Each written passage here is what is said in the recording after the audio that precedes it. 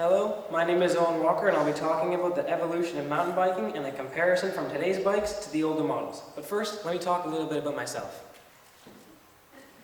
I moved to the prairies to Vancouver 3 years ago. I didn't even know mountain biking was a sport. It was only when I met my first friend rider that I realized that it was even a sport that I might be really interested in. I went on my first ride on a local trail behind my house and ended up spraining both my wrists. It took me a bit to fall in love with the sport. It was only when my dad bought a new YT Jeffsy trail bike, I fell in love with the bike and ended up riding it. That's how I got into mountain biking. To start it off, the first bicycle was a steerable two-wheel penny farthing, which was developed in Germany in the beginning of the 1800s. Over the next 200 years, developments improved the performance of a bike. It included front and back wheels of the same size, a chain attached to a crank, and a cassette, gears, and brakes. Over the last few decades, huge changes have happened. Things were added like suspension, bigger rims, brake improvements, bigger bars in length and width depending on brand, dropper posts, adjustable seat posts. In this presentation, I'll be discussing all these developments and more. The 1990s is the decade where mountain biking started to become more of a sport, and bikes, frames, and parts became more specialized. Before this, biking was not done on mountain trails, but mostly on roads. Trails are not being developed for bikes, only motorized vehicles at this time. Now that we bike on mountain trails, it's different from biking on a road. You need developments in suspension for the purpose of getting traction. In the 1990s, these mountain bikes were mostly hardtails, meaning they only had front suspension. One of the first manufactured mountain bikes was a specialized stunt jumper, made in 1982. Here's a list of components. You can compare the number of components with a more advanced mountain bike from 2020. This is the story behind the development of the stunt jumper. So, as you can see here on the list, if you look more at the older components compared to today, they are way more descriptive, showing how much the bike industry has evolved. The first mountain bikes were basically road bicycle frames that had different geometry with a wider frame and a fork to allow the wire tire. The handlebars were also different. Rather than dropped curved handlebars that are typically installed on road bikes, they had mounted flat tires. From 1982 to 1999, there were a lot of upgrades including suspension, gears, brakes, geometry, and multiple other specs. But in general, there weren't any huge upgrades during this time. Today, there have been a significant amount of upgrades to mountain biking, including frame material. So today there are roughly 143 active bike brands in the US, down from 150 last year. There are many different kinds of bikes for different kinds of terrain and style. Some categories include road bikes, mountain bikes, dirt jumpers, XC bikes, gravel bikes, downhill bikes, trail bikes, electric bikes, and still many more. Today's bikes have had lots of time to evolve, causing them to be very strong and able to have the suspension to be able to do big enough jumps that anyone would want to do in a lifetime. There are bikes built today to do any type of mountain biking. People also call today the golden age of mountain biking. There are mountain biking trails built all around the world, and now there are bike parks where you can get a lift up the mountain and ride down. The biggest one is Whistler Bike Park, right here in BC. There are also different skill-rated trails similar to ski runs. There are also dirt jump parks, now built for dirt jumpers, that you can find all around the world. For transportation, now we also have bike racks that you see a lot on cars, and a lot of these including pads for your tailgate, racks with hooks that you can hang on the fork of your bike with. The odd time you'll see a guy or girl have his bike thrown in the trunk of his truck just waiting to fly out. As you see, the sport in mountain biking in particular has really evolved in many ways. And now I'm going to go over all the parts of the bike, starting with brakes, then moving to drivetrain, followed by geometry, wheels, and suspension. The first brakes we put on a mountain bike were Maffac cantilever brakes. These worked as a cantilever. Maffac produced side-pro brakes in the late 1970s and early 1980s. After a bit of time, there were more brand rim brakes and technology started to advance and the brakes became more powerful. A couple of years later, Shimano had begun to be more popular and their components including brakes. These brakes were called Shimano Deere XT. This was the start of Shimano's popularity in brakes. At this point in time, the only brakes seen on mountain bikes were rim brakes. Around the 1990s, more mountain bikes were developed and that meant that there would be more upgrades in the performance and the components. That's when formula disc brakes were placed on some of the new mountain bikes. These formula disc brakes are 2-piston brakes, which they have on their brakes today. But compared to other 2-piston brakes like SRAM and Shimano, these 2 pistons were way bigger, giving more brake power. In 1987, SRAM components were funded on a single product and introduced the grip shift or twist shift, but it still took a while for the brakes to be introduced into the market, because Shimano had been the highest selling brake product at its time. It was only until 2004 when SRAM's Avid brakes were released. Avid produced a popular hydraulic disc brake and gave SRAM more means to compete in the component market. Today's brakes are much more advanced than the first canting brakes. Today there are multiple different brake options you can choose from, including SRAM, Shimano, Hope, Formula, Magura, and others. There have been quite a few upgrades since the disc brakes first came out. They added 2 extra pistons in the brake caliper to increase the brake power and performance. They also have made disc size bigger for more braking power. Today's brakes have significantly more stopping power and are similar to a vehicle brake with a caliper and a rotor. Here's a drivetrain. The drivetrain consists of all the parts that make the bike move. So, as you can see here on the bike, this part of the bike here is the drivetrain, including the front chainring, the cassette, the chain, the derailleur, and the shifter here, and with all these parts which would make the bike move.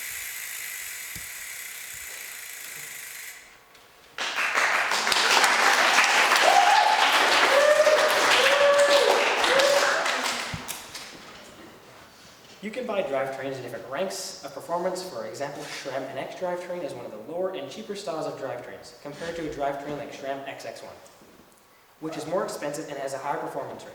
It is lighter and shifts better, for the goal for a lot of bike companies to make their bikes as light as possible, and with the majority of the weight being in the frame. So it still makes a huge difference in making their bikes lighter. Making parts of carbon and trying to minimize the amount of equipment drivetrains they have evolved significantly in minimizing gears and making parts out of more efficient materials. Cassettes. Cassettes are the way of shifting. A chain will roll up and down on the cassette to make it shift in a higher or lower gear. Cassettes have been around since the 1970s and have improved greatly in the past 50 years. Improvements include more teeth, wheels, and more speeds, meaning you could put the bike on a higher gear so it makes it easier to climb. Cassettes were not always this big, because bikes used to have 3 front chainrings that you could switch from. One of the reasons they improved on that was so you needed to have one shifter lever to minimize the amount of moving parts. It also gave the bike more clearance so it could roll over objects easier. In today's modern cassettes for enduro or trail, you generally see one front chainring with an 11-12 speed cassette. They are now making prototypes for cassettes in carbon fiber instead of aluminum, which makes the bike lighter and increases the performance of the crank. Let's move on. Cranks. Cranks with some different front chainring sizes depend on the bike you are riding. Cranks usually come in carbon fiber or aluminum, depending on the model or rank of the crank. Manufacturer companies that make cranks are SRAM, Shimano, Raceway Travative, which is owned by SRAM, E13, and many more. On the newer carbon fiber cranks, they have something on the end called a crank boot, which is a rubber piece that protects the tip of the crank arm from bashing against rocks and other objects that could damage the crank arm. Front chainring. On today's mountain bikes, you'll most likely see one front chainring. They are still commonly made of aluminum. Not too long ago, mountain bikes had up to 3 front chainrings before they moved it all to the cassette. Like I said in the cassette section, they stopped that for more efficient shifting and more clearance on the bike so that the bike could roll over objects easier. On older chainrings were made out of aluminum, which added more weight, the bike especially with those 2 extra front chainrings. Today, you can buy many different types of front chainrings, including an oval chainring, which studies show is supposed to help you climb easier. You can buy bigger and smaller chainrings, and which are made different styles for biking. Bigger chainrings are used on downhill bikes because it makes the pedaling harder and that you can result gaining more speed. Chainrings on enduro bikes are used for clearance and or easier climbing. Now, put your hand up if you have a bike. Okay? Now put your hand up if it has up to 3 front chainrings on it. As you can look on there if you forgot. Now, put your hand up if you have one front chainring, which looks like that. Now for the people who have up to 3, you probably have a road bike or an older mountain bike. People with 1, you probably have a BMX or a more up-to-date mountain bike. Shifters and shifting cables. On older shifters, you used to have one on the left and one on the right of the bike, for the reason being that the one on the left would put the chain on a different chain ring, so you can vary from higher or lower gears. On newer bikes, they just have it on the right to change the gears on the cassette. This upgrade makes the bike lighter and less complicated to ride up and down hills. Bike shifters usually come in plastic or aluminum, like the older ones. Shifting cables have not evolved a lot in the past decade. They mostly upgrade the cables to withstand more wet and stop rusting. In the next decade or so, we might not be using shifting cables because now we have something called wireless shifting, which doesn't include a cable. Now that we've gone over the components, let's move towards the frame. Unlike the bikes from the 90s, today's frames are lighter. The frame's actually mostly moving in the pivot, which is shown there on the board, where that blue arrow is pointing to, which helps when going through technical sections on trails and going off drops or jumps. Today's bike frames are way lighter than the bikes in the 1990s. This can allow the rider to have more control over the bike and take it down more technical sections.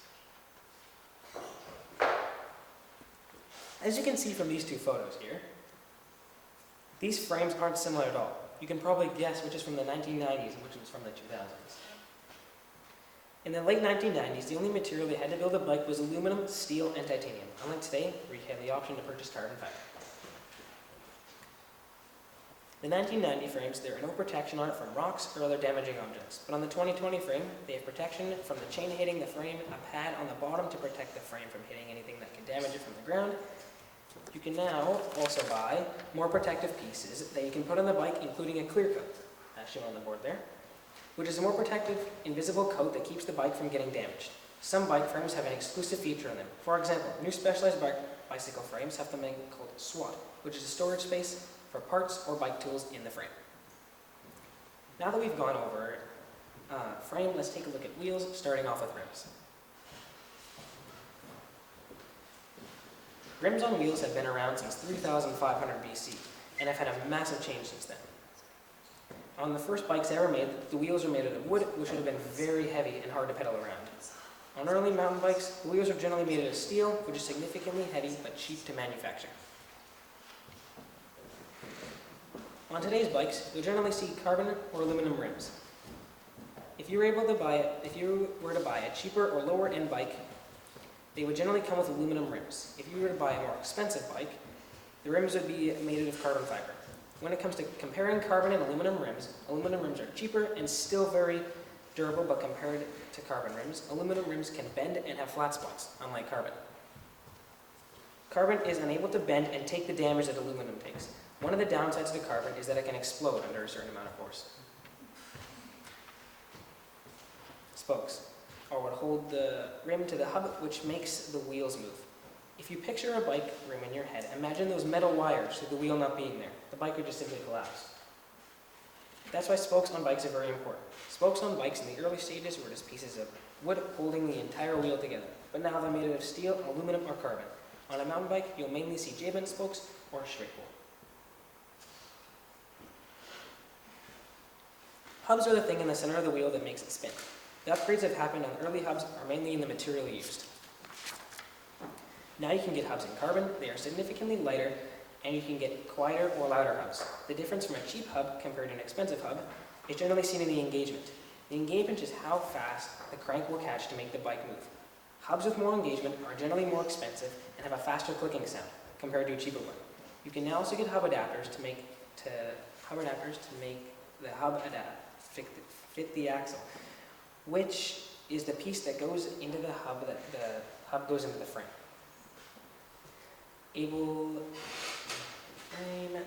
You can get hubs in different colors, shapes, and sizes. Modern hubs have mounts for disc rotors. So, as I can show you over here on the bike, if I spin the crank backwards, you are able to hear the engagement in the hub, and that is how fast the crank will catch the wheel to make the bicycle move.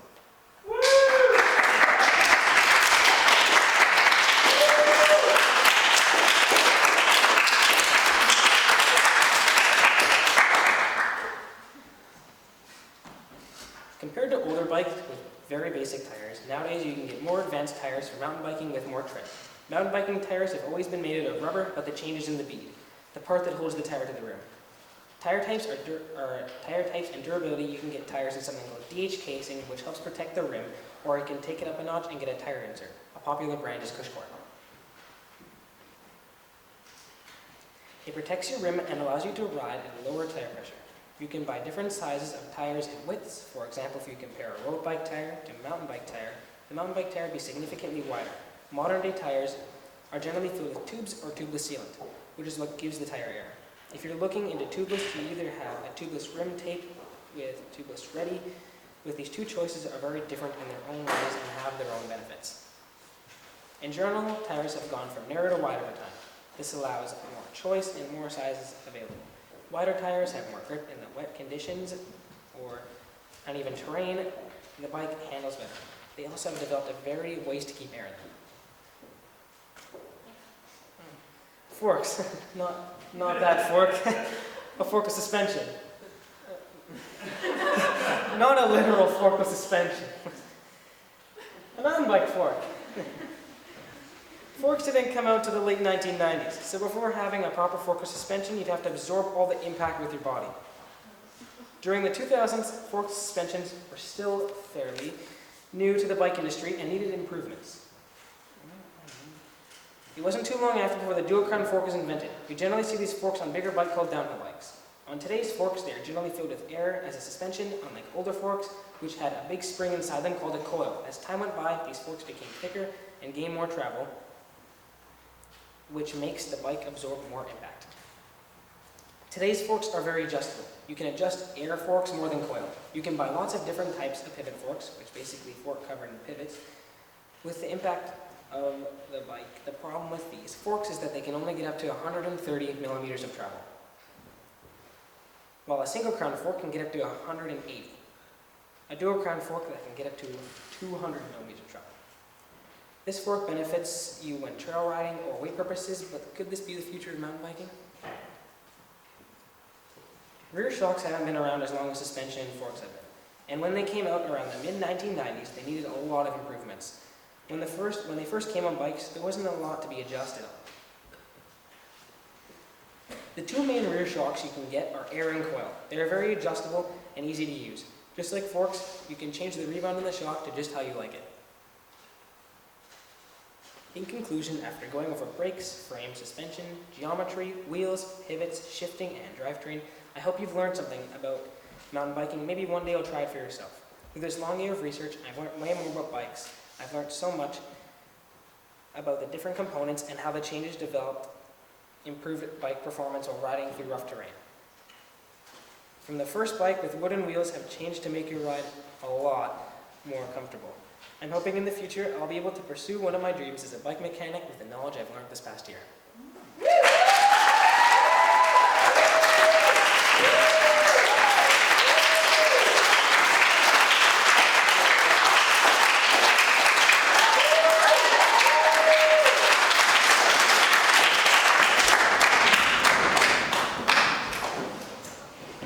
Thank you to my external advisor, Colin Harrington, for helping me gather and correct my information for this presentation. Thank you to my faculty advisor, Jen Henriksen, for checking over my work and correcting my mistakes and giving me ideas. Thanks to my family for supporting me through the making of this presentation, and thank you for being such a great audience.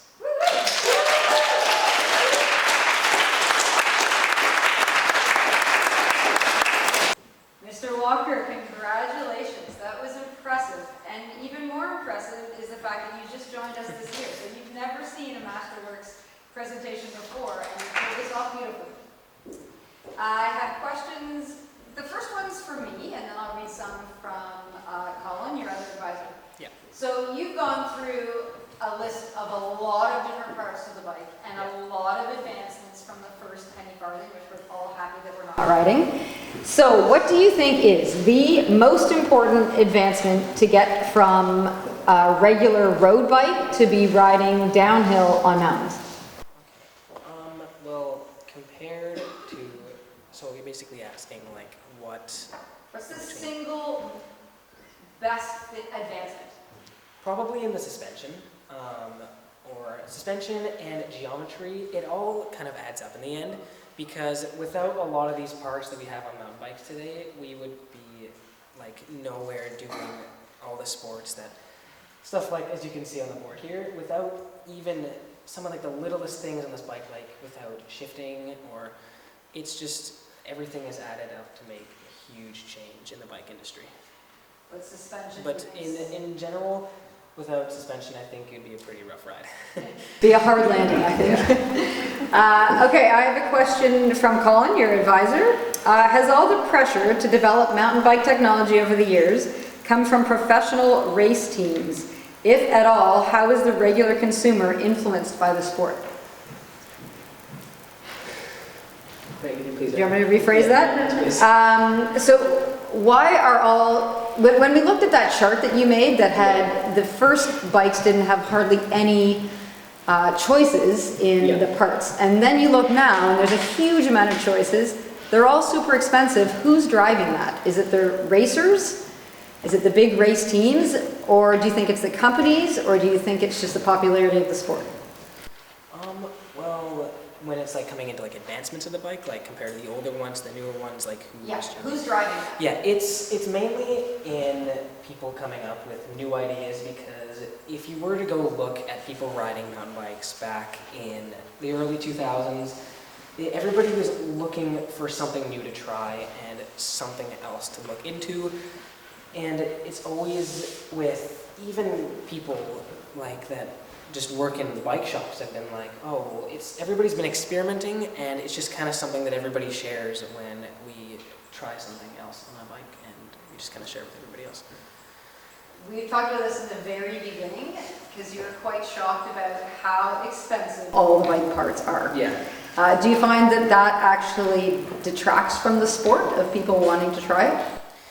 Yes, because if people are trying to make prototypes, like how I was saying with carbon fiber cassettes, it's going to cost a lot to even just be able to make that prototype and try it on a bike. And even with carbon fiber cassettes, the amount of material used in it is going to be fairly expensive to be able to even run on a lot of the newer mountain bikes.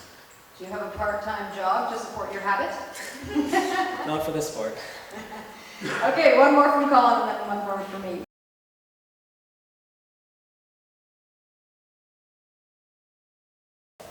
Well, I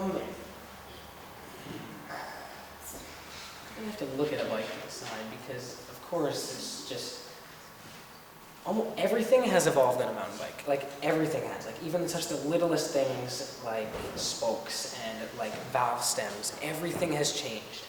And maybe handlebars, if anything, or the bars have grown in. It's really hard to say, because everything has changed on these bikes. If anything, getting closer to it, it's probably the tires. Just proving how everything has changed in them. So you made a video that unfortunately we can't see due to technological problems, but can you tell us why you made the video and what it was showing? So I made a video of me riding a bike from the 1990s and showing what it was like to be on one of those bikes and explaining my own personal experience of how it felt riding one. And then I went on one of my newer downhill bikes, and I was basically just saying how, like, what's changed in it, and you can even see in my body form how much I'm slouching forward on that old 1990s bike compared to my new downhill bike, which is way more comfortable on the ride down the hill.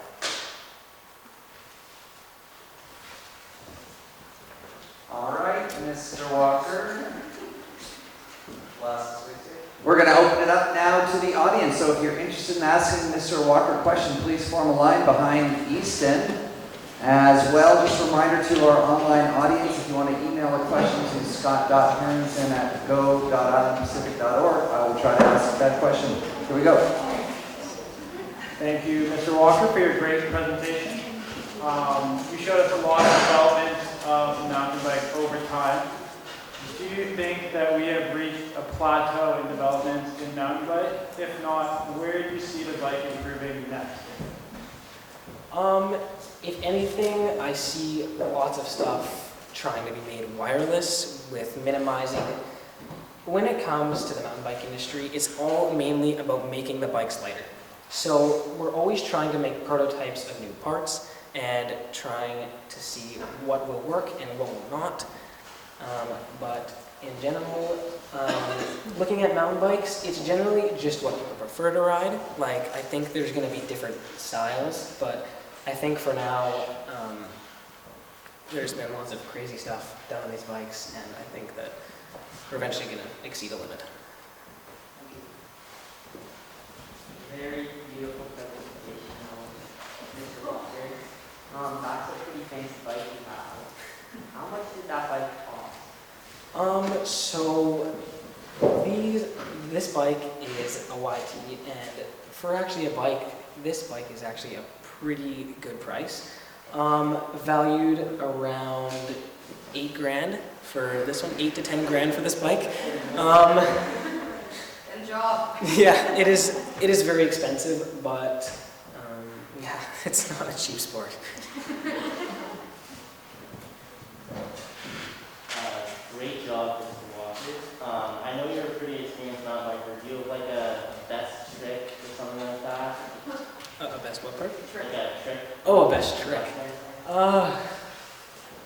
Spins. I can do spins. Like, farthest I've gone up to is maybe a 540, but that's kind of my limit for now. Good job, Mr. Walker. So you were saying about how wireless components are becoming more common. How do those work? It's all with Bluetooth, so kind of just like how your AirPods connect to your phone. It's just kind of like when you click it, it just kind of sends a signal back to the derailleur, which tells it to shift. And because we all know how advanced technology is today, so it's just all on Bluetooth.